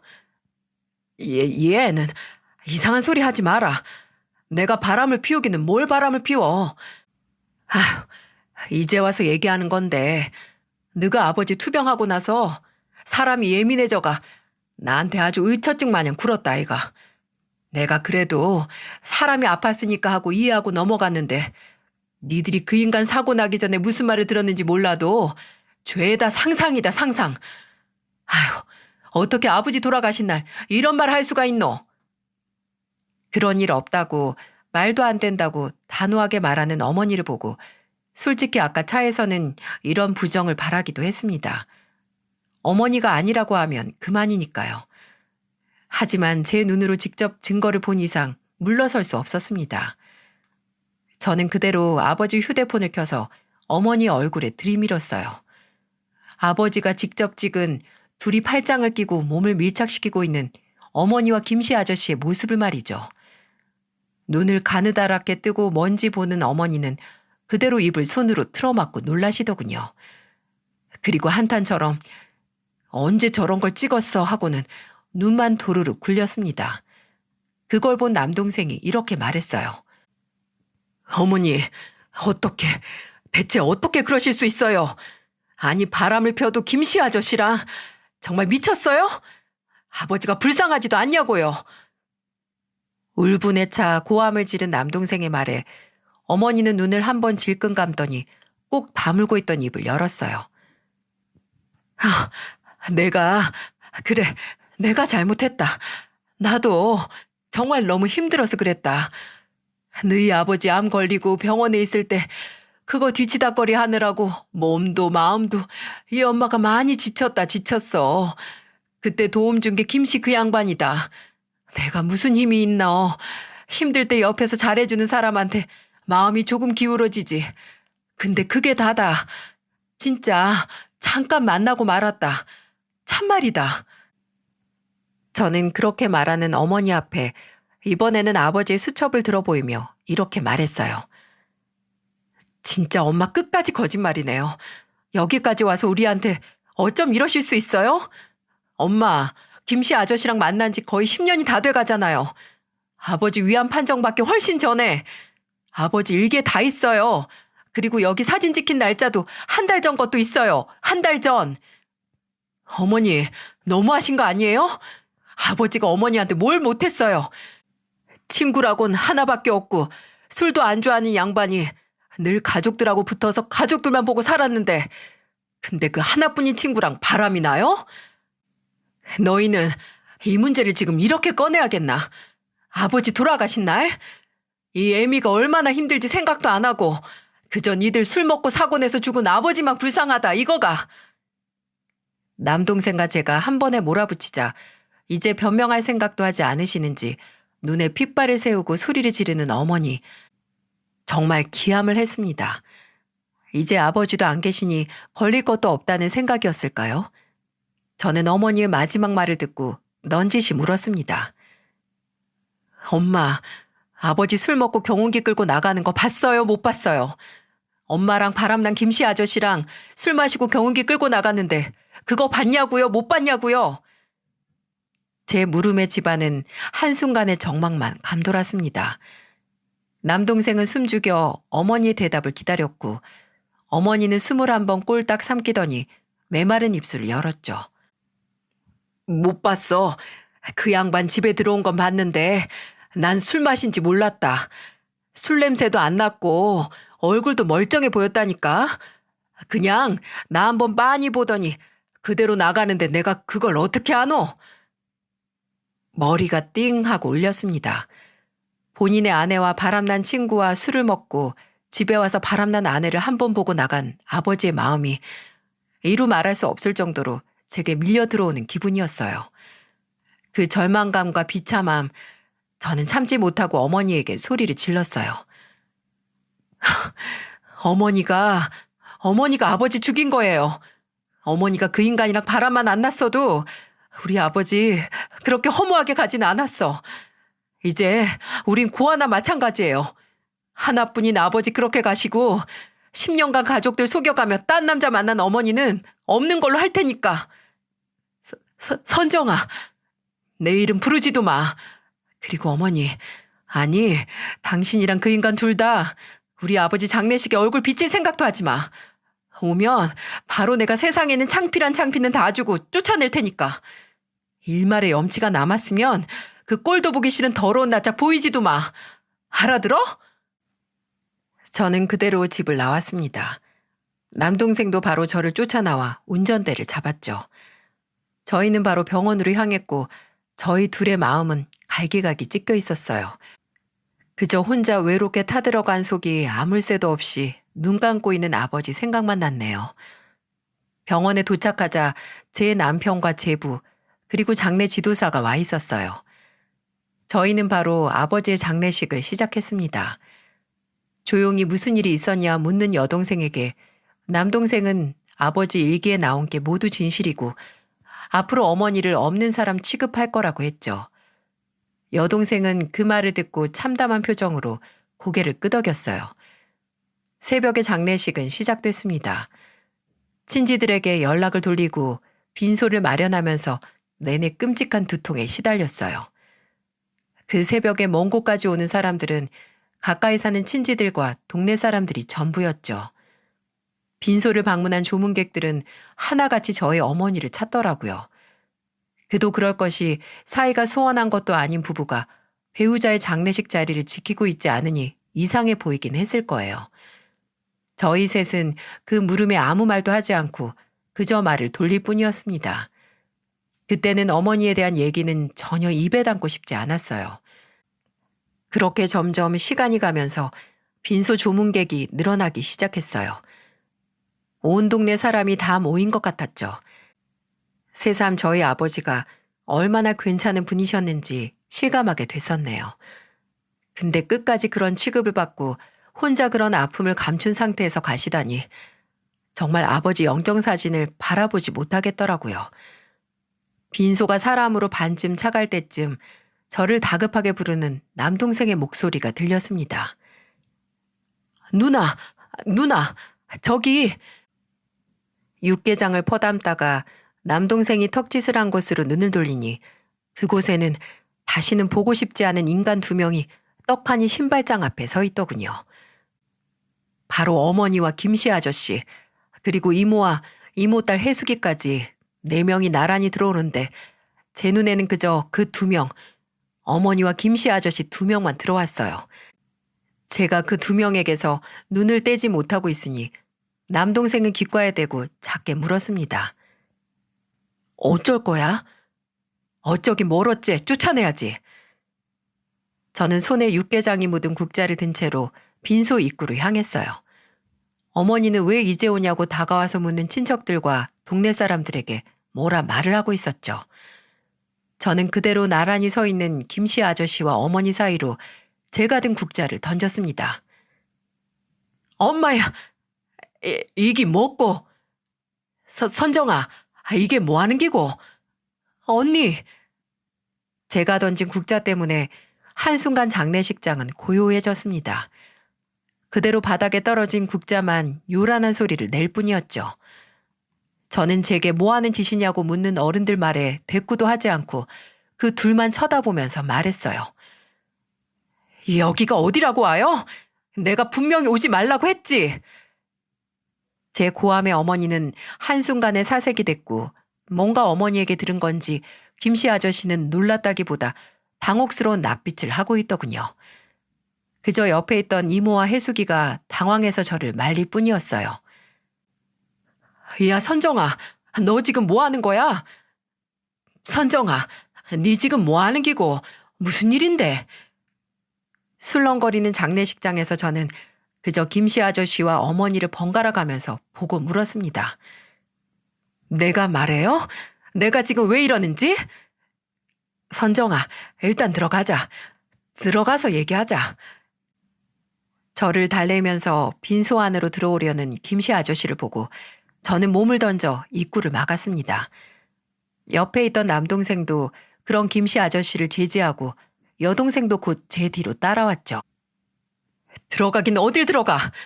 불쌍한 우리 아버지 속여먹고 둘이 붙어먹은 인간들이 감히 우리 아버지 마지막 길을 같이 배웅하려고 해? 아버지가 누구 때문에 죽었는데. 다 당신 둘이서 바람나서 그런 거 아니야? 날카로운 저의 목소리에 장례식장은 한순간에 아수라장이 됐습니다.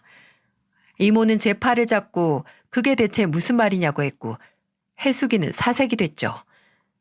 빈소 안에 있던 조문객들은 모두 나와 구경을 했고요. 저희 아버지 장례식에서 이 사단이 난 건 유감스럽지만 정말 무엇보다 저 둘이 쌍으로 저희 아버지 영정사진 앞에 있는 모습을 아버지께 보여드리게 할 수는 없었어요. 저는 그때 여기서 혀 깨물고 죽는 한이 있더라도 그 둘은 빈소에 들이지 않겠다고 생각했습니다. 내가 분명히 말했죠. 둘 다 여기 오면 각오해야 할 거라고. 창피당할 각오하고 오라고. 근데 태연하게 둘이서 같이 들어와? 제정신이야? 당신은 몇십 년을 같이 산 남편의 제일 친한 친구랑 바람났고 당신은 50년 지기 중마고 마누라랑 바람난 주제 무슨 염치로 고개 빳빳이 들고 여길 와? 당신들이 눈만 안 맞았어도 우리 아버지 이렇게 안 죽었어. 혜숙 아버지, 이게 무슨 말이고 지금? 말 좀 해봐라. 선정이 아가 지금 하는 말이 도대체 무슨 말인데? 내도 모른다. 선정아, 일단 들어가자. 들어가가 얘기하자. 절대 안 되지. 당장 나가요. 우리 아버지한테 당신들 얼굴 보여주고 싶지 않으니까 더 이상 창피당하고 싶지 않으면 당장 나가라고.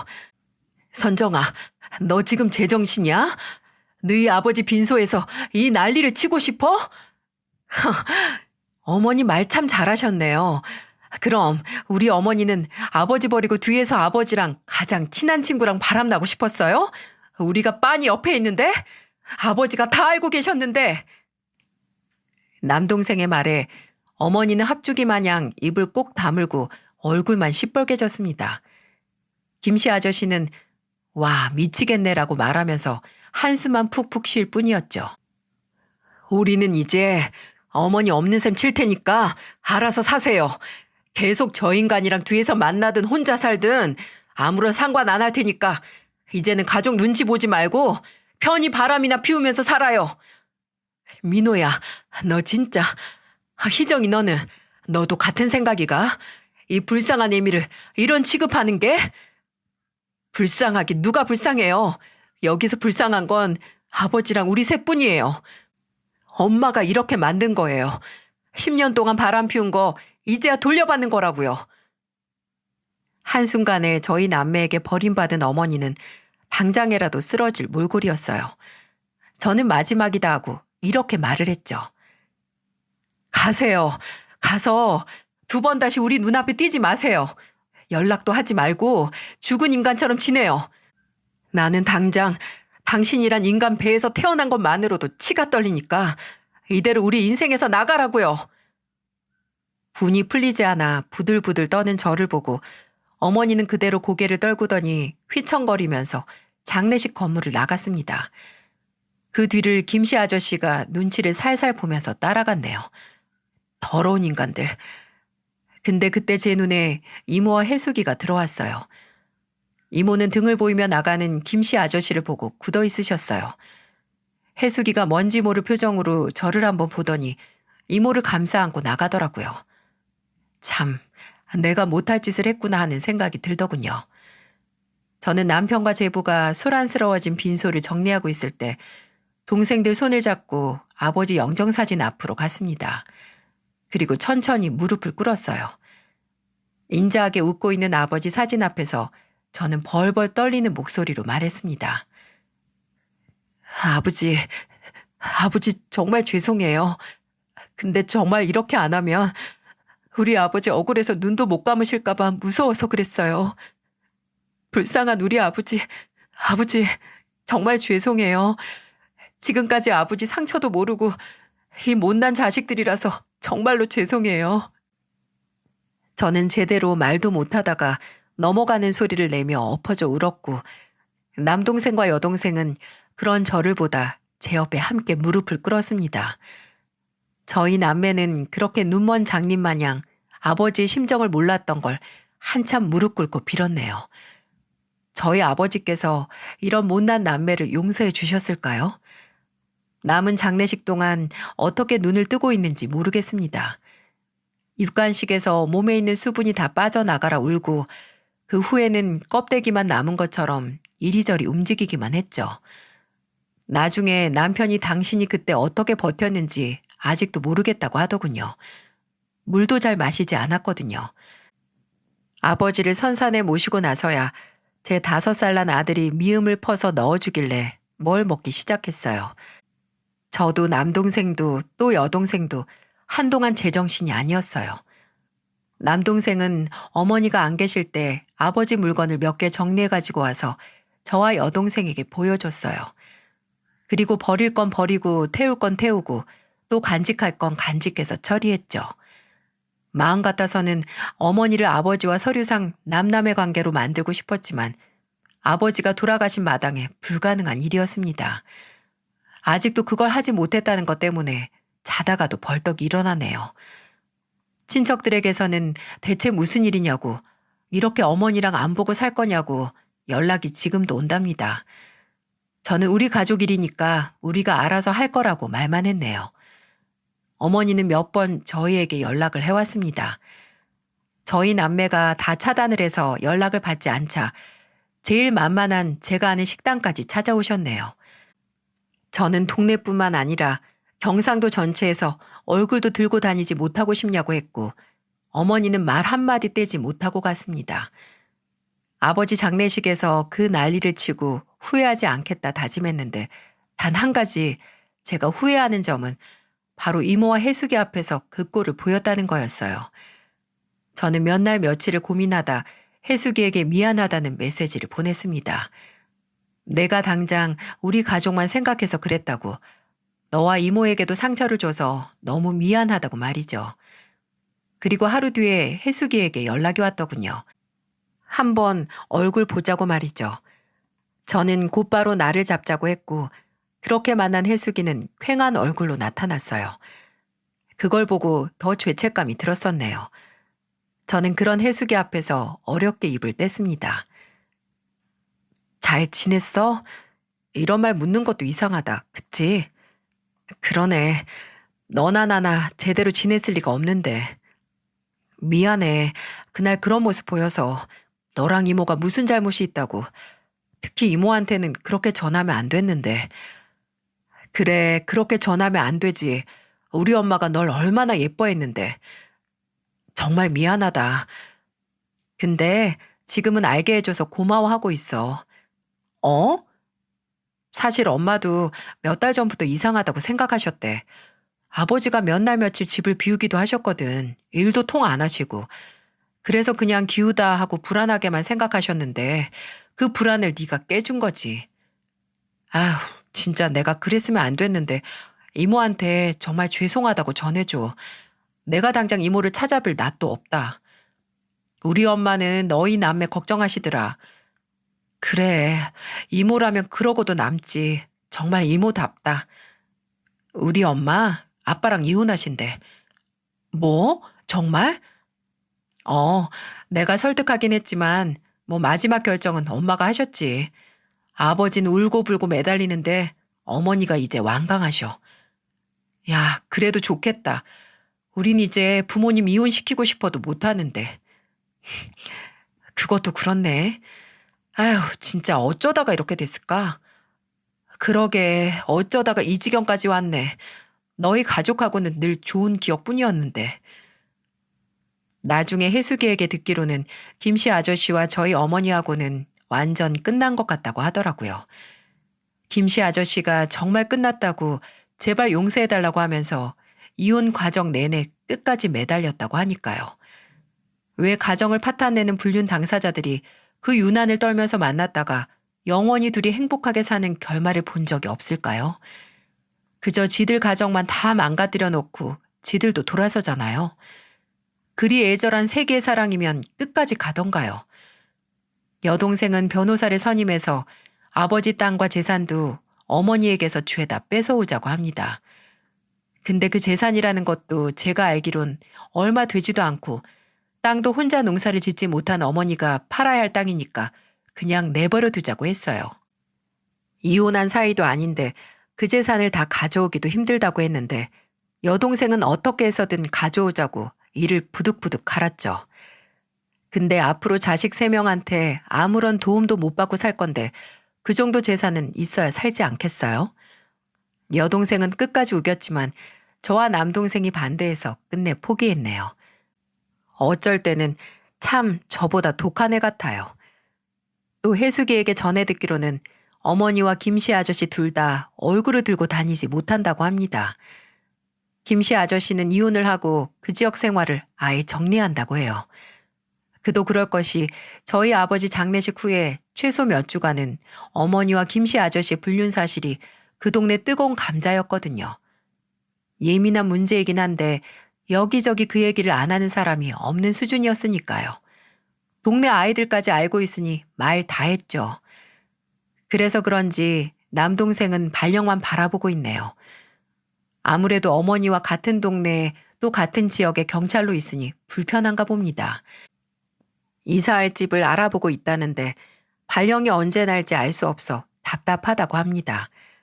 다른 지역에 살고 있는 저와 여동생보다는 남동생이 고생을 했을 거예요. 근데 후회는 없다고 본인 입으로 말하네요. 이렇게 손가락질 받고 입에 오르내리는 게 아버지가 끝까지 억울하게 눈 감으시는 것보다는 낫다고요. 그렇게 아버지가 돌아가시고 어머니라는 인간과 연을 끊은 지 몇 달은 흘렀는데 아직도 그렇게 바라는 아버지 꿈을 꾸지도 못하고 모르는 번호로 종종 전화가 오고 있어요. 꿈에서 아버지를 만나면 꼭 죄송하다고 말씀을 드리고 싶은데 왜 나타나 주지 않으시는 걸까요? 혹시 장례식에서 그런 걸 보였다고 저를 벌 주시는 걸까요? 그런 거라면 달게 받고 끝까지 기다려야겠죠. 아버지가 저를 용서해 주실 때까지 말이죠. 요즘 황혼 이혼이다 뭐다 마치 유행처럼 번지고 있잖아요.